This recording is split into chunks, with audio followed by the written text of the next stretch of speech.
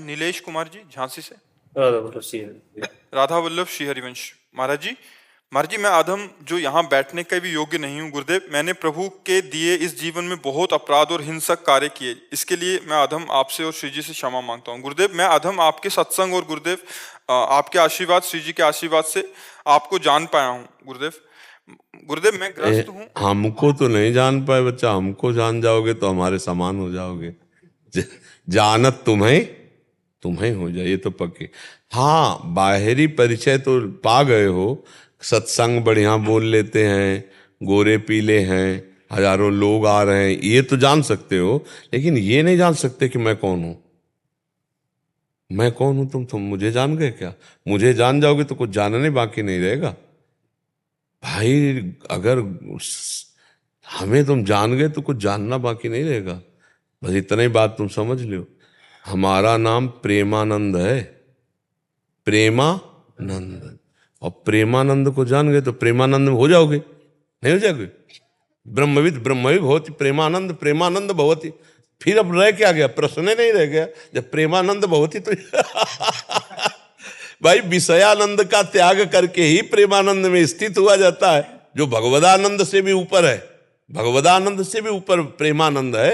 अब जैसे कह दो कि महाराज हम आपको जान गए, तो हमारा नाम गुरु जी ने रखा है प्रेमानंद। प्रेमानंद को जान गए तो अब जानना कुछ बाकी नहीं रह गया।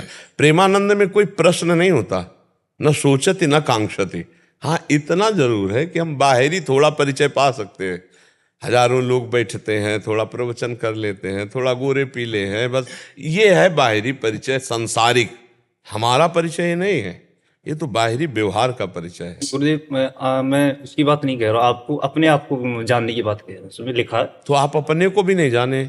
अपने को जान लेते तो प्रेमानंद को जान गए, प्रेमानंद को जान लिए तो अपने को जान गए। क्योंकि बच्चा हमारा तुम्हारा स्वरूप एक ही है।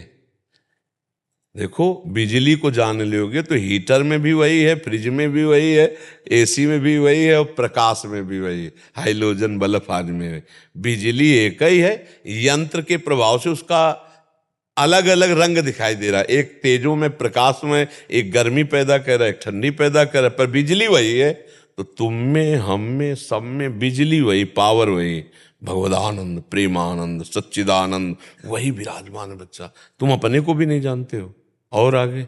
अब आप गुरुदेव सत्संग में बताते हैं ना कि अब जैसे मैं हूँ, मैं नीलेश हूँ, मैं नीलेश नहीं गुरुदेव, उसमें आप बताते हो कि देखो बच्चा, ये बात सुन के बोलना अलग बात है, अनुभव करना अलग बात है। अनुभव कर लोगे ना तो उसकी पहचान। देखो, जब डॉक्टर होता है ना, वो ऐसे देख के बता देता है कि तुम निरोगी हो या पीलिया है कि क्या है क्या नहीं।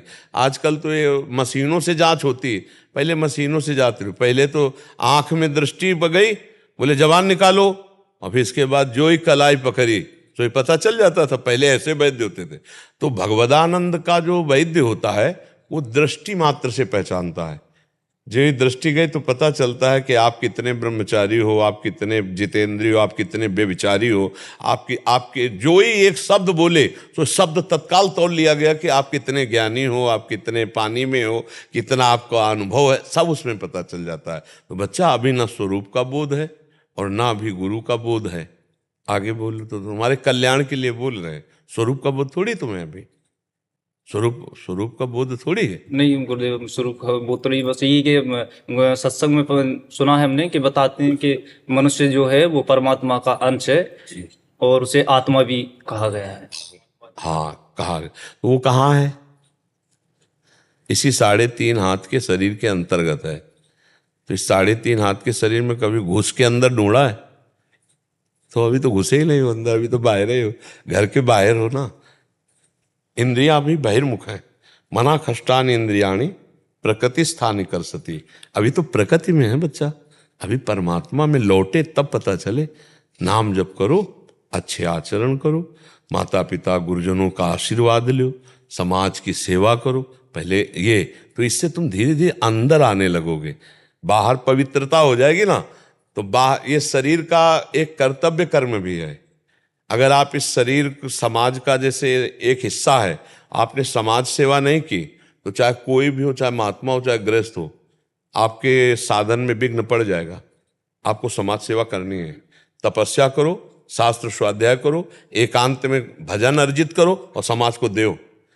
ऐसे आप जैसे जवान शरीर है, फावड़ा चलाओ, 200-400 रुपया कमाओ, माता पिता की सेवा करो और नाम जप करो, तो आप धीरे धीरे अंतर में आने लगोगे। इसकी पद्धति है। अगर समाज सेवा नहीं करोगे, परिवार की सेवा नहीं करोगे, तो देखो हम लोगों को क्या करना पड़ा। बचपन से भागे थे समाज से, और आज क्या कर रहे हैं, सुबह से समाजे में लगे हैं, रात्रि के 1 बजे जगे थे और स्नान आदि करके 2 बजे 2:05 या 2:10 पे समाज में उतर पड़े।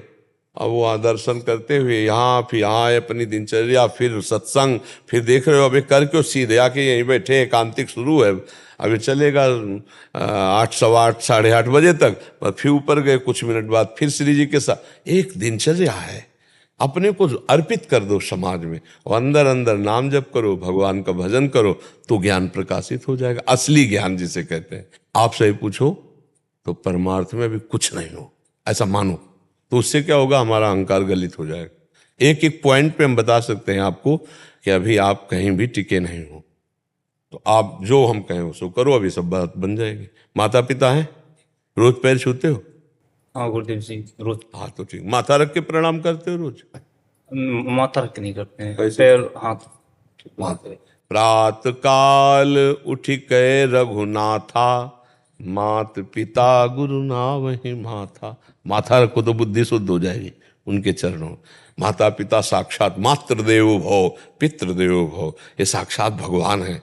कहीं और मंदिर में भगवान तब मिलेंगे जब पहले घर के भगवान की पूजा कर लो। ये आजकल जो है ना, बूढ़े लोगों को लोग इसलिए घर से बाहर कर देते हैं, हगे मुते कौन इनको फेंके, और ये समझ में नहीं आता उसके बेटे को कि जब तू अगमूत रहा था तब स्वयं गीले में रह करके और तेरे को अच्छी जगह लिटाया, अपने शरीर का रक्त दूध बना के तुझे पिलाया, और अब जब सेवा का समय आया है तो तू स्टेशन पे छोड़ के आ रहा है, तू मंदिरों पे छोड़ के आ रहा है, भीख मांगने के लिए मजबूर कर रहा है। तो हमें लगता है ऐसे लोगों की नरक की जरूर गति होगी, चाहे वो जाए मंदिर में जाए और चाहे वो किसी धाम में जाए। ऐसे लोगों का कल्याण नहीं जो अपने माता पिता की ऐसी गति करते हैं। इसलिए हमारा सबसे प्रार्थना है कि थोड़ा बुद्धि शुद्ध कर लो, मंदिर के भगवान को भोग लगाओ या ना लगाओ, बूढ़े माता पिता को भूखा मत रहने दो, उनको बढ़िया बढ़िया खवाओ पियाओ। वो गाली दे तो बात भी उनकी मत सुनो, वो वृद्ध हो चुके हैं, उनकी मानसिकता बिगड़ चुकी है, उनकी सेवा करो। हम सबसे प्रार्थना करते हैं। और जिनके पास ऐसा उदार हृदय हो, कोई ऐसा वृद्ध दिखाई दे तो उसको अपने घर ले आओ। 2-4 दिन में ऐसी संस्थाएं हैं जहां उनको सुव्यवस्थित पहुंचा दो।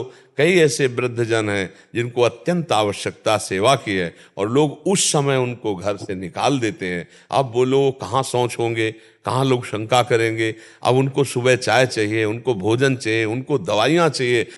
कैसा हृदय होगा उसका नीच कि वो अपने ऐसी माँ को जिसे भगवान की तरह सिंहासन में बैठाना। हम आपको सच्ची कह रहे हैं, अगर बूढ़े माता पिता को बढ़िया सोफा कपड़ा बिछा कर बैठा लो और बढ़िया भोजन पवाओ और शाम सुबह उनकी दंडवत करो, रात्रि में चरण दबाओ और कोई आराधना करो न करो, भगवान प्रसन्न हो जाएंगे।